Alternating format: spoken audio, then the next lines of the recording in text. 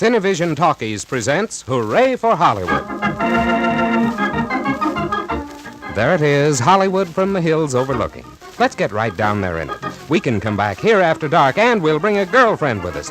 Beautiful after dark.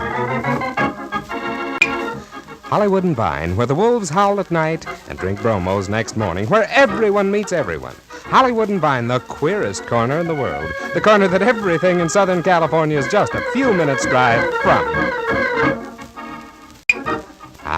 The world-famous Brown Derby, where tourists come to see the stars eat caviar. More tourists flock here and pay higher prices to see more tourists paying higher prices, seeing more tourists paying higher prices. See what I mean? The food's good. You can have a phone brought right to your table. Just keep paying the checks and make all your phone calls. A little expensive, but what's money in Hollywood?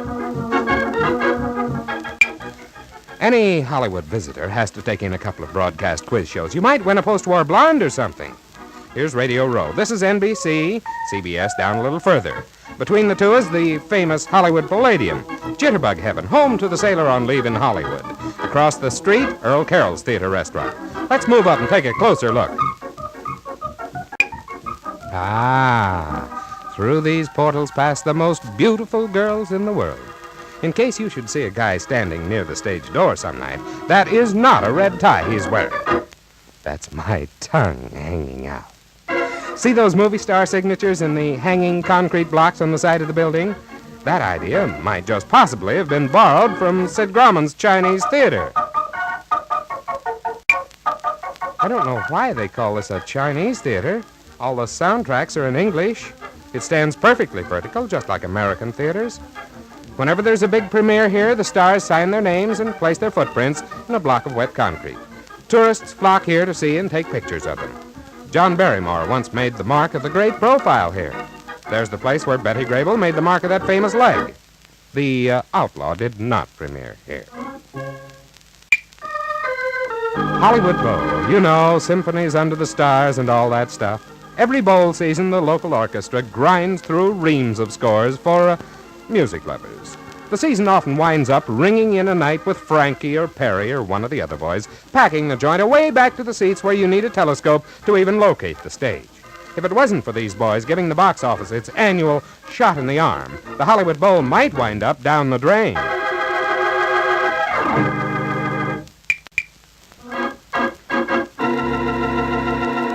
Here's the place to come for your telescope. This is Griffith Observatory overlooking Hollywood. From up here, you can always be assured of a good look at the stars. Heavenly stars, that is. Of course, Hollywood's main industry is movies. Among the big ones, here is MGM Studios, where stars and starlets are made and broken every day. You know MGM, where Mrs. Parkington was made? Big, isn't it? Just takes money, fellas. Just money. Hollywood's most prolific product, horse operas. Just call out the cowboy suit-equipped actors, have one of them chase the rest over a hill, everyone shooting blanks, add a big-eyed lovely, a mortgage on the old homestead, a handsome hero, grind out some film, hire a hotshot publicity man to tell the world that this is the epic of the century, dash over to one of the watering troughs on the Sunset Strip and order a double sarsaparilla. Presto, you're a producer. Whoops, whoops. The Sunset Strip is not a place where the burlesque shows open at sundown. This is where you'll find such famous spots as the Mocambo and Ciro's. You know, places where you can buy $20 worth of sarsaparillas before your wife can look around and say, "Oh, look, John, they're Errol Flynn and Charlie Chaplin with a couple of zombies."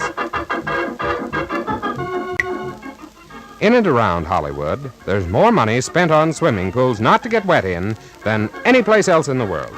Here's the pool on the grounds of the famous Beverly Wilshire Hotel. The bar is close. Sometimes people even swim in the pool. No, the pool didn't grow. That's a boat harbor on the Pacific Ocean. The dock? Well, that's a yacht pier where you tie up your yacht. That is, if you happen to have a yacht. We understand this is where Errol Flynn ties up his yacht. It doesn't seem to be here right now. Just off Hollywood and Vine, Ken Murray, the only guy who ever kept a variety stage show going 5 years, is still rolling them in the aisles with the blackouts. Ken naturally shot... what's that? Oh, that's Marie Wilson, the grapefruit girl. She of the big eyes.